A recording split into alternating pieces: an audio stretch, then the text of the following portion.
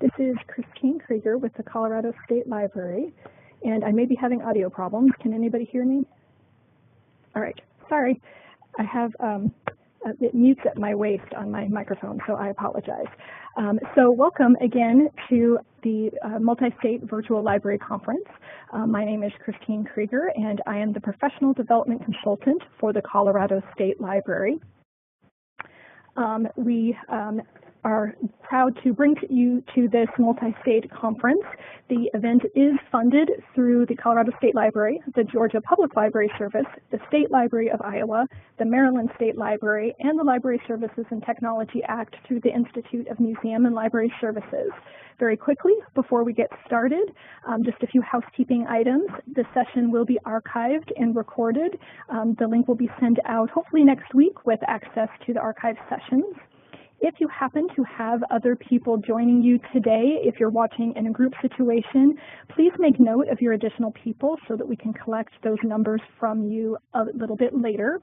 You will have the opportunity to submit questions via text for our presenters. Just type them into the Q&A panel. And you will also receive continuing education units for this session and all of the sessions included in today's programming. Look for the survey in your inbox, so we will email everybody hopefully by Friday. So without further ado, today we are honored to have Pat Ball discuss ideas to consider when forming a youth coding club for your library. Pat Ball currently works as a branch manager for the Cobb County Public Library System in Marietta, Georgia. Ms. Ball serves on many ALA and LEDA committees, including Top Technology, Office of Information Technology Policy, E-Government, and Committee on Legislation. And now I will turn things over to Pat. Thank you so much for being with us today.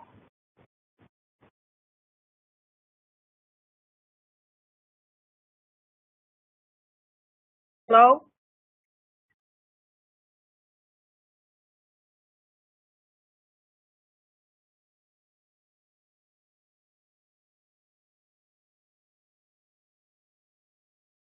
Talking to you about how to start a coding club at your library. However, this will be based on experience with Girls Who Code in Cobb County. Hopefully the information presented will encourage you to take the first steps in introducing computational thinking and coding into your library program.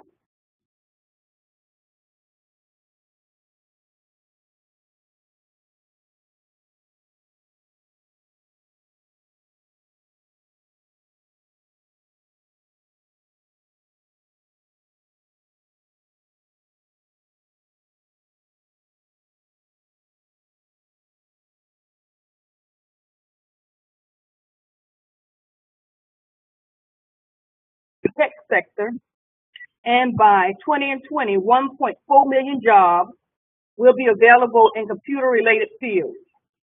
U.S. graduates are on track to fill only 29% of openings, with women 3%.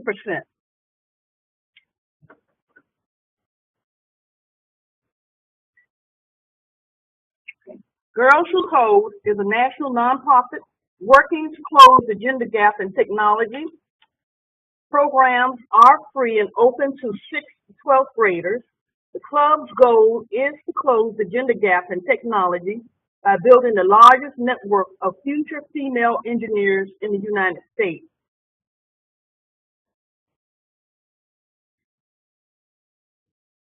They are on track in that 65% of club participants say that they want to pursue a career in computer science because of their experience in the club.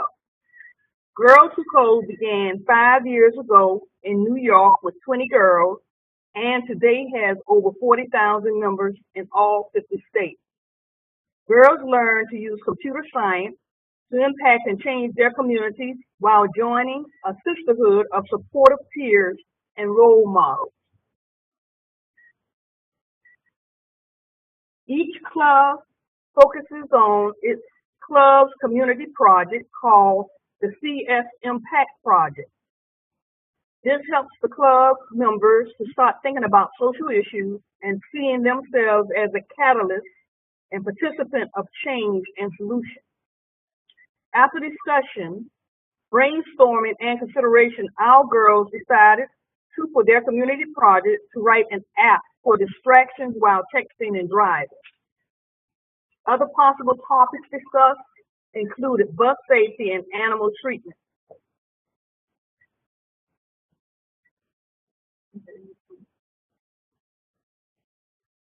Okay, the phases of the project included building a website, creating a public service announcement, designing characters, writing distractors. All of this required the girls to work in teams and to develop a team working effort. During club meetings, the facilitator worked with the girls, and they touched on subjects such as fear, pushing past frustration, being brave, and encouraging others to be brave as well. This helped the girls with their self-esteem and acknowledge that it is okay to struggle, just do not quit.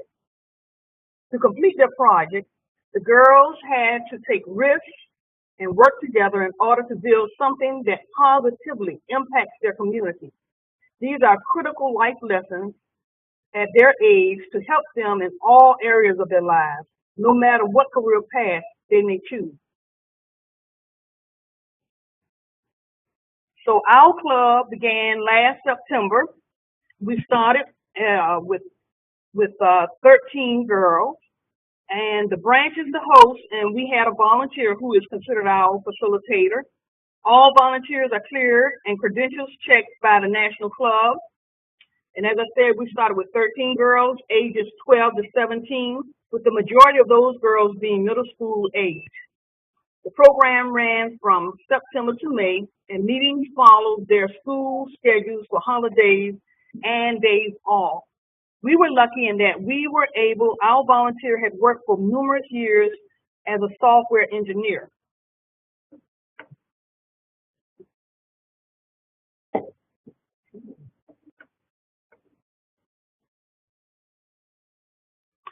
Girls Who Code is not just about code.